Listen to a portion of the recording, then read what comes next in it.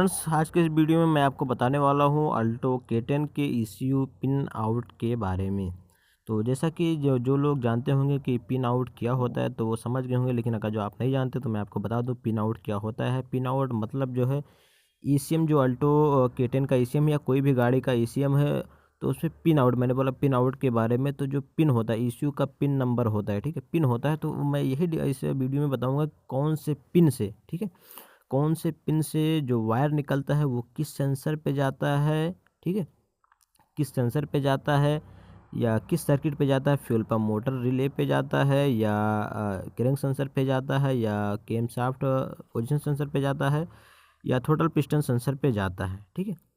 तो यही इस वीडियो में आपको बताने की कोशिश करूंगा। तो सबसे पहले चलते हैं, इस साइट को ओपन कर लेते हैं। इस वीडियो के डिस्क्रिप्शन में भी इस साइट का लिंक दिया हुआ है फ्रेंड्स। तो यहाँ पे डिस्क्रिप्शन बॉक्स में आना है और इस लिंक पे क्लिक करना है और उसके बाद अपना ब्राउज़र सेलेक्ट करना है। तो मैं यहाँ पे क्रोम ब्राउज़र सेलेक्ट कर लिया हूँ। अब ये साइट खुल जाएगी, ठीक है। तो यहाँ पे लिखा हुआ है Maruti Alto K10 ECU pin out and connection, ठीक है। तो यहाँ पे और सारी पोस्ट हैं, अगर जो आपको जानकारी लेना है तो पढ़ सकते हैं। यहाँ पे कार हॉर्न वायरिंग डायग्राम के बारे में काफ़ी अच्छे से जो है बताया गया है, उसका डायग्राम यहाँ पे दिया गया है। तो उस डायग्राम को देख के आपको हॉर्न के बारे में भी समझ सकते हैं। और ये जो है मेन जो टॉपिक है वो ये है Alto K10 ECU pin out. तो मैं इसे ओपन कर लेता हूँ और यहीं पे आपको एक्सप्लेन करने वाला हूँ, ठीक है।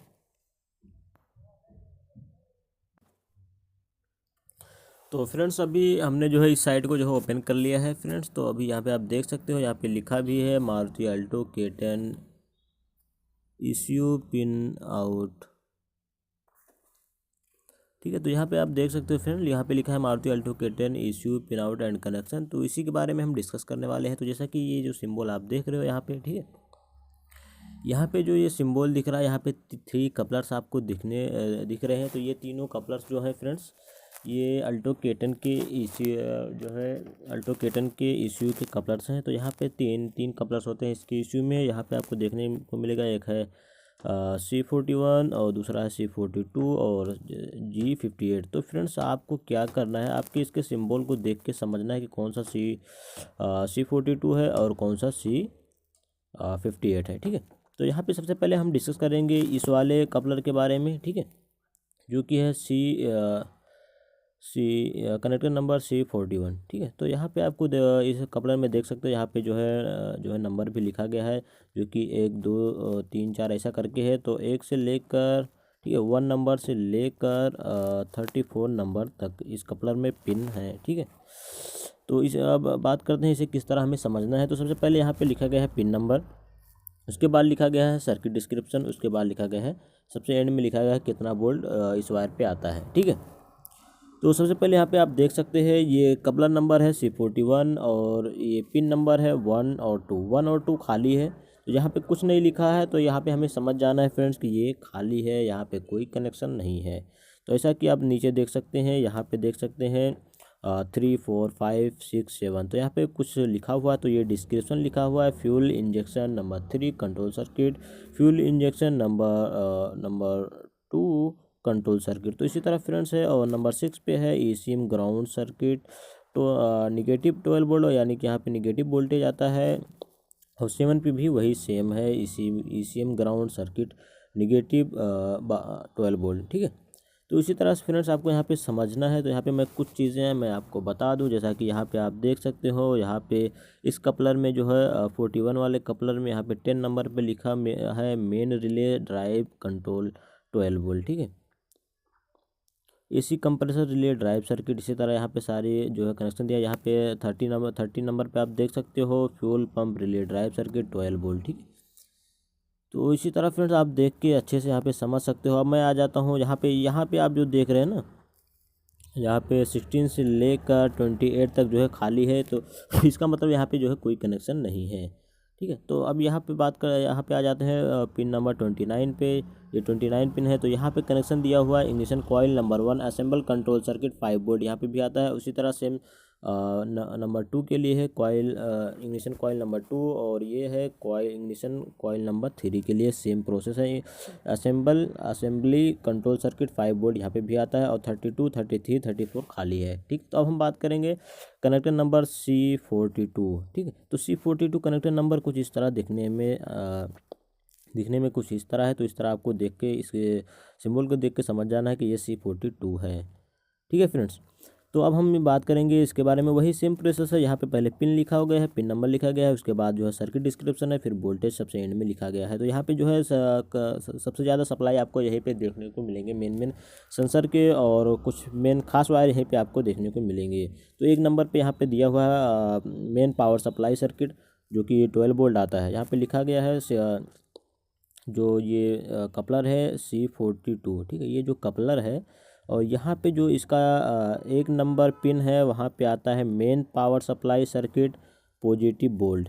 वही जो 2 नंबर पिन है, वहाँ पे भी सेम वोल्टेज आता है। ये दोनों वायर्स जो है होते हैं मेन पावर सप्लाई के लिए, और 3 नंबर खाली है। और फिर 4 नंबर पे आता है ECM ground negative 12 volt. Okay, तो फ्रेंड्स इसी तरह जो है आप यहाँ पे देख के समझ सकते हो। इसी तरह यहाँ पे TP सेंसर का भी दिया है, यहाँ पे 5 वोल्ट आता है। ठीक है, और यहाँ पे सारे दिया हो। यहाँ पे आप ये भी देख सकते हो नाक सेंसर। ये जो नाक सेंसर है, ये फिटेड होता है इंजन ब्लॉक, ये पेट्रोल इंजन में होता है, और ये फिटेड होता है इंजन ब्लॉक पे।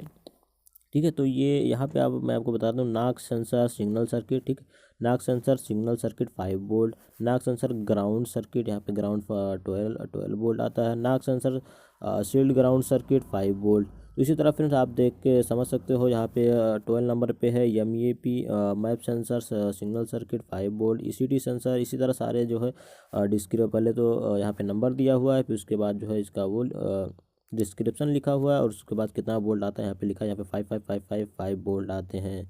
ठीक है, तो इसी तरह आप देख के समझ सकते हो। अब हम बात करते हैं यहाँ पे sensor ground circuit 12 volt. Wheel speed sensor circuit input. ठीक है, पिन नंबर है 32, 31, 33 पे आता है ignition switch signal circuit positive 12 volt. अब हम बात करेंगे कनेक्टर G58 के बारे में। जैसा कि आप ये देख सकते हो, ये दिखने में कुछ इस तरह इसका सिंबल होता है। इसमें भी उसी तरह जो है ये हमें समझना है। ठीक है, तो इसमें जो है यहाँ पे जो है पिन नंबर दिया हुआ है, 1 से लेकर नंबर 1 से लेकर 35 तक यहाँ पे पिन दिए हुए हैं इस कपलर में, और ये दिखने में कुछ इस तरह दिखता है फ्रेंड्स। तो अब हम बात करेंगे इसके डिस्क्रिप्शन के बारे में। इसमें कौन सा पिन किस सेंसर और किस वायर पे जाता है, किस सर्किट पे जाता है। तो यहाँ पे भी वही सेम प्रोसेस है, पहले पिन नंबर लिखा गया है, फिर सर्किट डिस्क्रिप्शन है, फिर वोल्टेज सबसे एंड में लिखा गया है। तो सबसे इसमें पाया जो है, ठीक है, ये वाला 1 नंबर जो है। ठीक है, तो 1 नंबर पिन जो है वो है brake light switch signal circuit 5 volt है। ठीक है, तो उसके बाद जो है 2 नंबर खाली है, फिर 3 नंबर पे है, 2 नंबर खाली है, फिर 3 नंबर पे जो है AC switch input signal circuit है, फिर 4th नंबर जो है वो भी खाली है, फिर 5 नंबर पे है starting motor control relay signal circuit 12 volt. ठीक है, इसी तरह जो है फ्रेंड्स आपको देख के समझ जाना है। फिर यहाँ पे आ जाते हैं, फिर 8, 9, 10, 11 ये खाली है, यहाँ पे कोई कनेक्शन नहीं है। उसके बाद फिर आ जाते हैं 12 नंबर पे, फिर यहाँ पे लिखा हुआ है vehicle speed signal circuit 4PS control module.